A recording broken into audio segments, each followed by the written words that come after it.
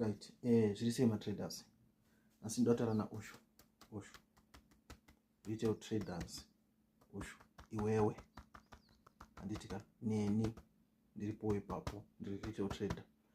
Why tinonyanyoluza mari zvinhu 10 zvandakanotisa handitika zvikuita kuti titese tiluze mari mumarket patinenge tichitrada.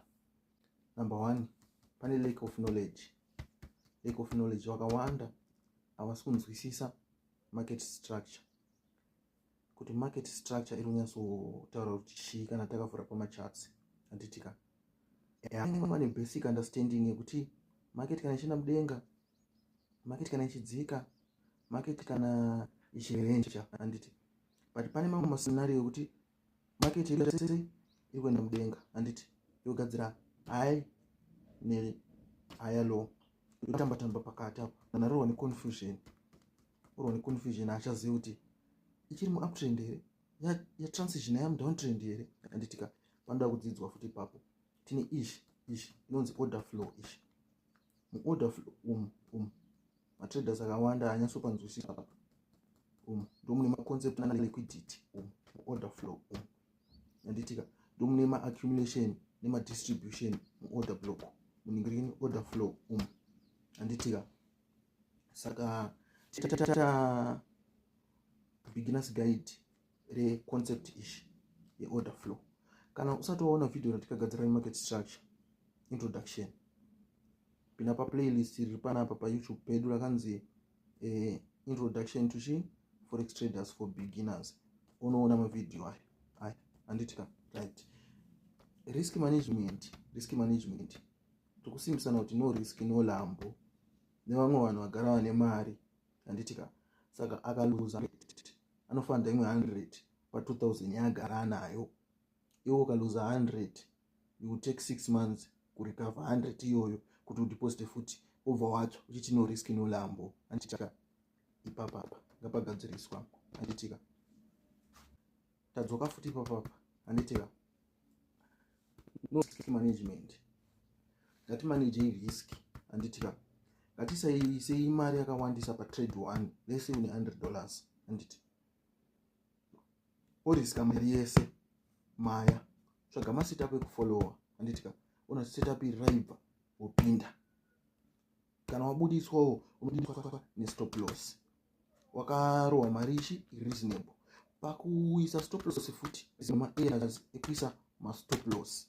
Tine video rachagadzira explain kuti chi safe areas ekuisa stop loss, nekuti concept ye liquidity inonovhima stop loss.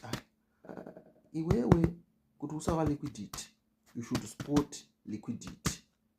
Pabatisise ipapapa. Tukuya apa kwanzi gambling mindset apa. Unongopinda nekuona market kuti ukukwira kana kuti kudzika. Iwo vhota sei ungopinda. Uona ichikwira ungoti iri pai wopinda. Uona ichidzika iri pasei wopinda. Usinga follow structure. Unopachema handitika. Right. Usatrade usina strategy, uchingoshandisa emotions kuti chinenge chaita strategy. Baba strategy ndipo unoona kuti vamwe vanoshandisa strategy ema CTR, breakout and retest, trend line strategy. Ngative ne strategy tactic pabasa. Ngatirowe zvedu kuti tine strategy chedu chenhema chatinenge tichifamba nacho handitika. Right.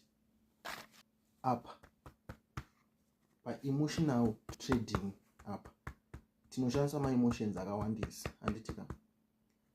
Over trading, overtrade accounts edu handitika. Account ye $10 unione chipombwa zvinoitwa zvekuti inotozenderana lot size ne account ye $100 apa. Parikuresheka toya apa pa overconfidence apa. Tikabata 2-3 spikes handiti, kana tikaita maprofits ka 1 ka 2 ka 3, ngatisazvionese tatozvibaba handitika. Apa ngatipagadzirise apa handitika. Tinoda kuva consistency pakuita mari, kwete kuti wakayerekana waita mari ka 2 wakutodzikisa gauge, wakuincrease malot size, wakupomba, wakutanga kuita nge munhu wakambwa apa. Atidi izvozvo apa kwakagadziriswa. Tine imwe futi concept ishi following signals blindly, kungofollowa signal nekuti pane asenda kuti buy iwo usuziva kuti zvii zvikuitika ungonoenda buy. Ini ndakauya panapa ndakaposta kuti sell, mungonomhanya kuti ndati sell nekuti ndiri kunoposta zvinhu zveforex. Hamufanirwi kuita izvozvo. Handitika ngatifollowe masignals tichinzwisisa. For example, ndikauya ndikati buy kana kuti sell, iwewe iva wakaanalyza chart rako una zviri kuenderana here. Kana zvisingaenderani, regerai vakomana,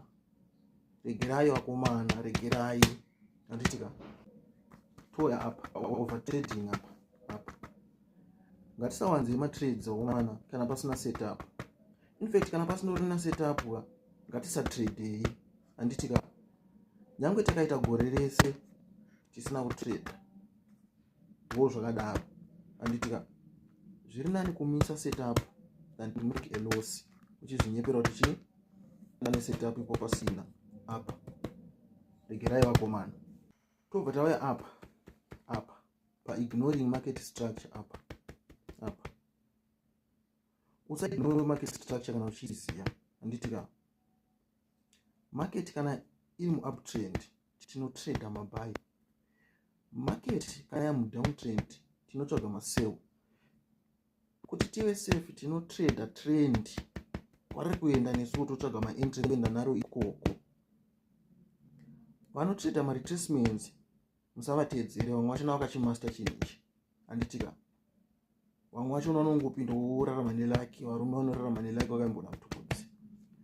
But usaignore structure yakatikoshera, ngatisaignore. Tobva tauya apa trading against my big players apa. Handitika izvi hazviitwe izvi. Mabig players atiri kutaura mabanks, mahedge funds nemainstitutional investors. Ukazotamba nokuita inonzi liquidity, unotsotsonywa apa.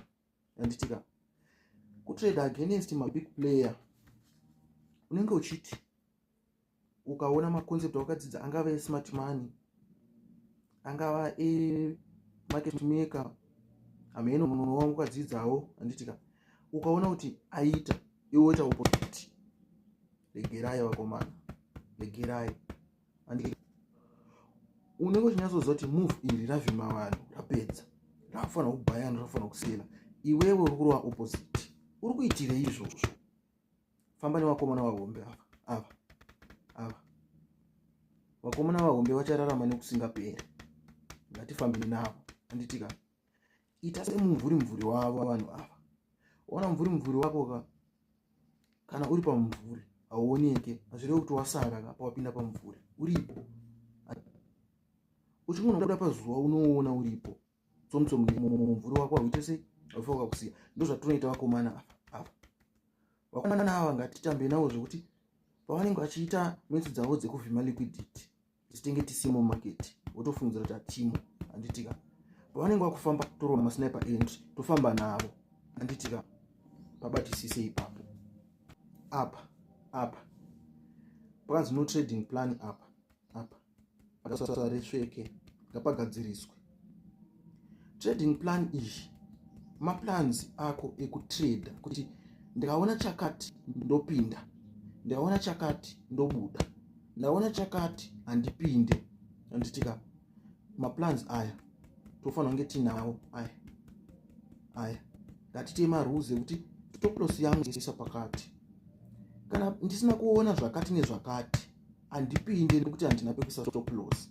Kusvika market ndakagadzira zvinhu izvozvo ndo pandichapinda. Handitika ngative futi nemutactic pakubuda mumarket. Kana tapinda ngatizive pekubudira. Ngatizive pekubudira. Toya pekupedzisira apa unrealistic expectations. Handitika ngatisatarisirei zvinhu zvisipo pamaketi vakomana. Achitika zvakafanana nequick money. Pane mamwe vhidhiyo atinoona patiktok kana payoutube pekuti munhu anoisa 18 cents unobuda ne67,000. Iwo bvati ndakaisa $50 yangu ndakamhanya ichika ndonobuda ne2 million. Regerai vakomana. Over leveraging apa. Makuda kutoti maakaunti enyu ema$10 akakatana nemutunhu unokakatwa neakaunti ye1000.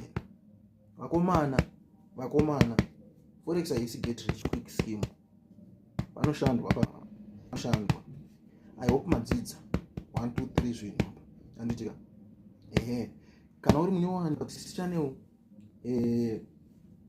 please do subscribe and hit the notification bell. Anditika kuti patinoone nyaya dzedu dzeforex unowana 1 2 3 zvinhu zvinokubatsira. Anditika